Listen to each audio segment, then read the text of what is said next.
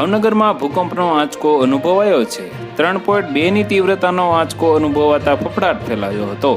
મળતી માહિતી પ્રમાણે 15 થી 20 સેકન્ડ ભૂકંપનું કંપન અનુભવાયું હતું, જેના કારણે લોકો ઘરની બહાર દોડી આવ્યા હતા। 3.2ની તીવ્રતાનો ભૂકંપ 9 અને 52 મિનિટ પર અનુભવાયો હતો। ભાવનગરથી 17 કિલોમીટર દૂર ભૂકંપનું કેન્દ્ર બિંદુ હોવાની માહિતી સામે આવી છે। ભાવનગરના ગ્રામ્ય વિસ્તાર અને શિહોર તાલુકાના ગ્રામ્ય વિસ્તારમાં ધરતીકંપનો આંચકો અનુભવાયો છે। જોકે હાલ ભાવનગર ડિઝાસ્ટર વિભાગ દ્વારા પુષ્ટિ કરવામાં આવી છે કે આ ધરતીકંપમાં કોઈ પણ જાનહાનિ કે નુકસાન થયું નથી।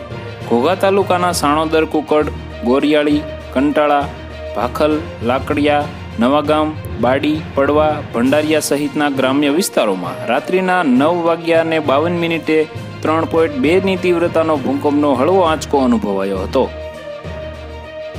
તો વધુ માહિતી મેળવવા માટે ચેનલ સાથે જોડાયેલા રહો। વિડીયો પસંદ આવે તો લાઈક કરી દેજો। ચેનલમાં નવા છો તો સબસ્ક્રાઇબ કરી દેજો।